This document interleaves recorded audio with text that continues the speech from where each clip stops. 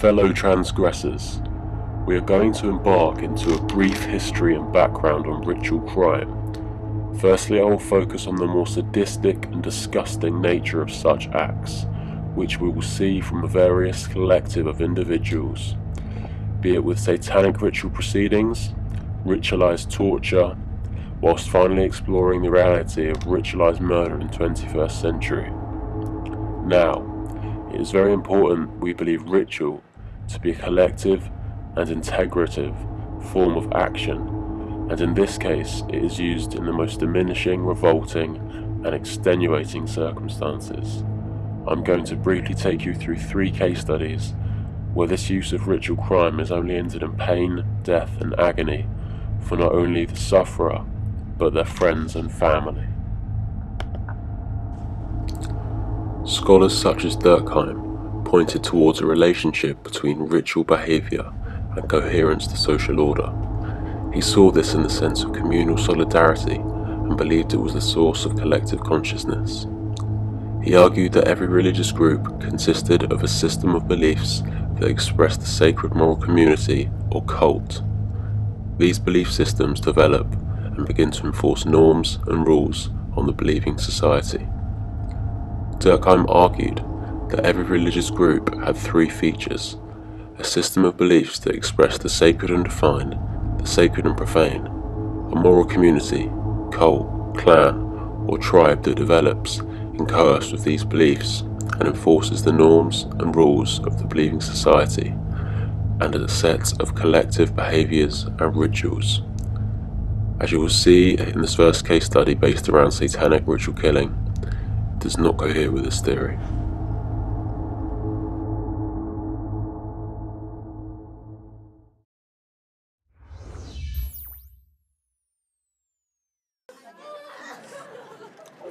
In Johannesburg, 2 schoolgirls were abducted by 2 suspects and taken into a nearby grassland area and were subsequently found dead. Family and friends grieved for their lost ones.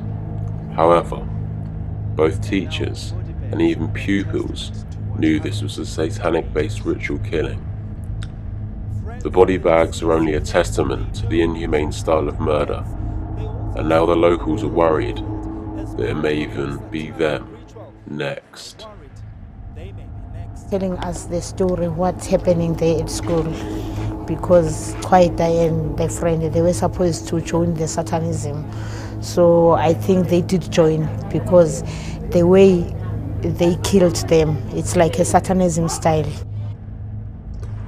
We now move into the territory of ritual torture. A prime example of ritual torture takes us to the USA during the Western Front of the American Revolutionary War.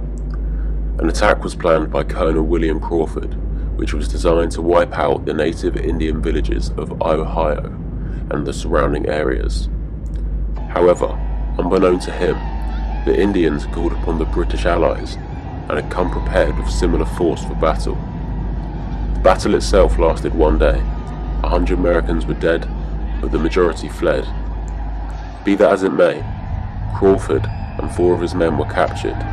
Their faces were all painted black and were being taken to a nearby ritual torture ground where there would be hundreds of men and women and children waiting to watch them all die.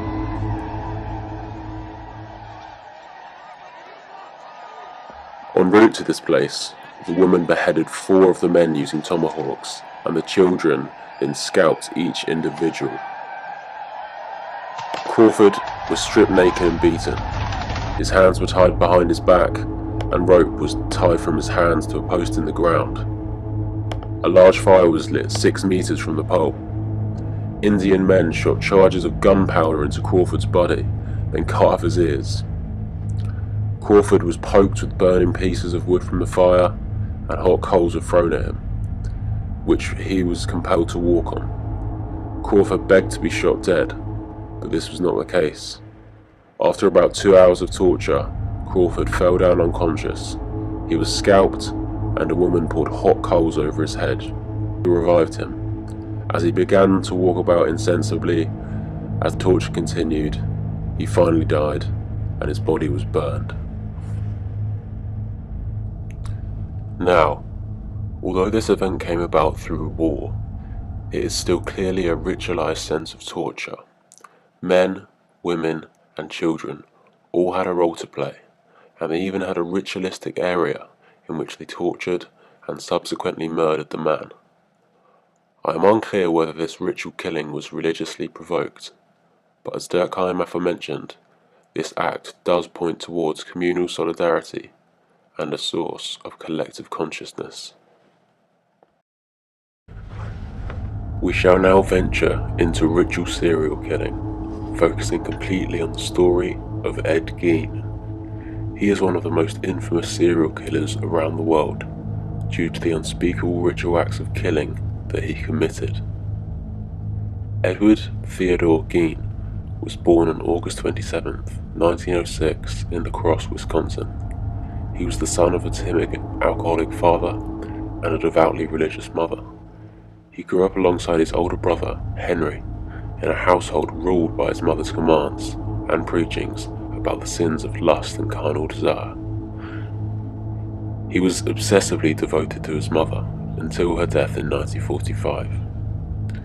Gein never left the home or dated women, and after she died, he became ever more strange and deranged.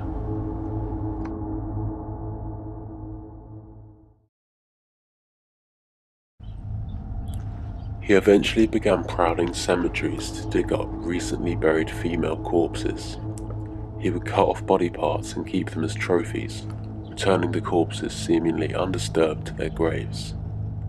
This shows a clear sense of ritual within his killings. Ed Gein turned from grave robbing to murder. Then the police pursued him as the prime suspect in the murder of 2 women in 1957. During the investigations, police learned that he had practiced necrophilia and experimented with human taxidermy. He was ultimately found guilty by murder.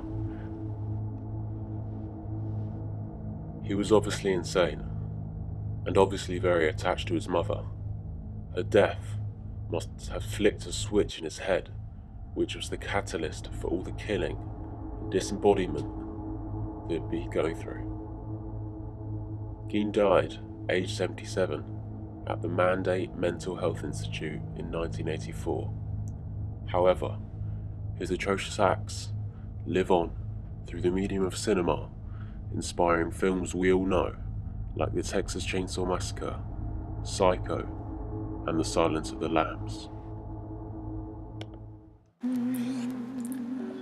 I'm now going to soften the tone and switch my focus to conclude this presentation by showing you a different, more cultural representation of ritual crime within the city of Bristol.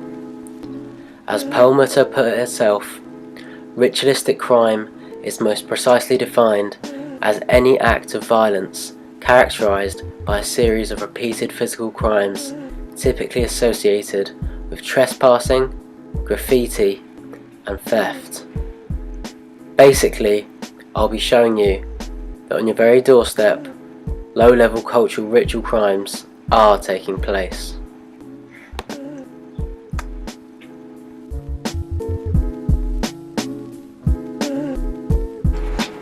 Here we are witnessing a ritual in itself, the trespassing of private property, whereby a group of painters had to scout out, wait for the right spot, and then enter the building.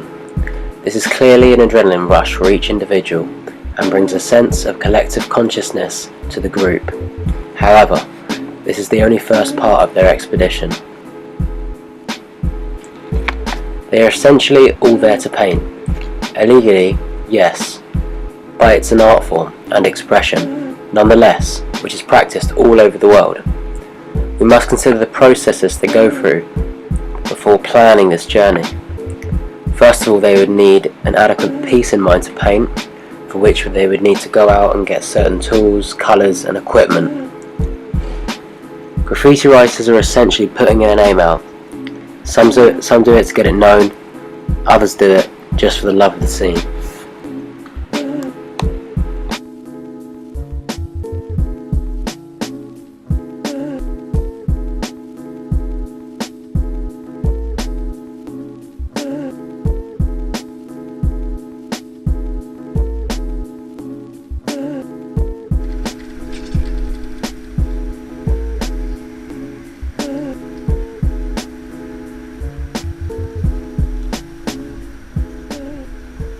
I asked a good friend of mine, a painter who goes under the alias of Loner, about what he thinks graffiti is really about.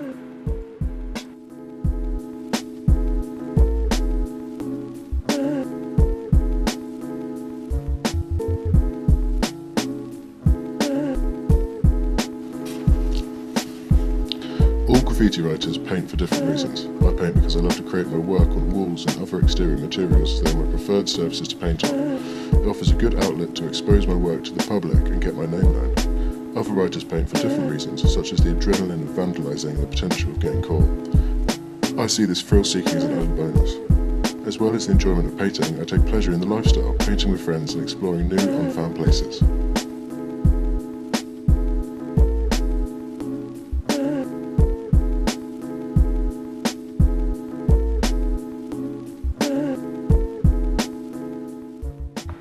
Theft is a huge problem in Bristol, largely theft of bikes. Police have actually tried going undercover in an attempt to steal a bike to gauge reaction from the public.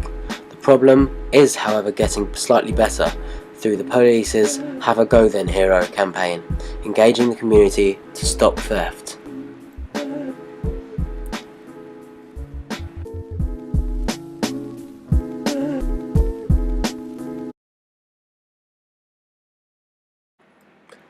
I hope you all enjoyed my presentation, and feel free to ask me any questions or queries. Thank you.